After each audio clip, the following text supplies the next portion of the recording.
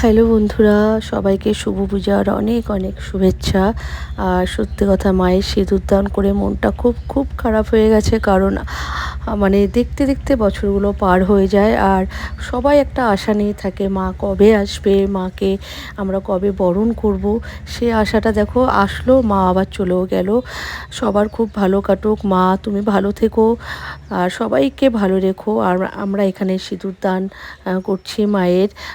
খুব মানে সিঁদুর যখন পরাচ্ছি মাকে, তখন মনটা খুব খুব খারাপ লাগছিলো। কারণ আবার 1 বছর ওয়েট করতে হবে বলো সবাইকে। এই ওয়েটটা মানে কি যে মানে বলবো, মানে আমরা সবাই দেখো একটা আনন্দ নিয়ে থাকি যে কবে পুজো আসবে, কবে কালী পুজো আসবে।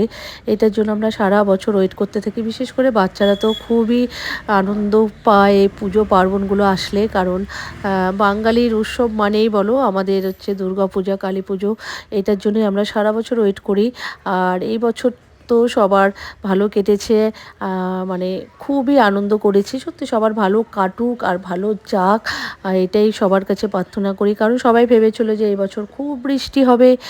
মানে মানে বলে না, ভগবানের একটা আশীর্বাদ আছে। সত্যি কথা, পুজো পার্বণগুলো মানে দেখতে তো সপ্তমী, অষ্টমী, নবমী ভালোভাবেই গেল। দশমীর থেকে একটু বৃষ্টি হচ্ছে। তবে মানে ঠাকুর তো রক্ষা করেছে বলো। সবার মন খারাপ হবে, সবাই কেনাকাটা করেছে, সবাই মানে বলে না বছরে এটার জন্যই তো বলো আমরা ওয়েট করি। যদি বৃষ্টির মধ্যে বাড়িতেই থাকতে হয়, সেটা খুবই মন খারাপ হয়ে যায়।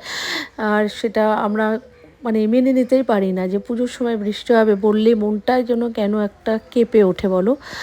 তাই দেখো এখানে আমরাও চলে এসেছি সবাই মিলে এখন মাকে সিঁদুরদান করতে। সত্যিই খুব ভালো লাগে।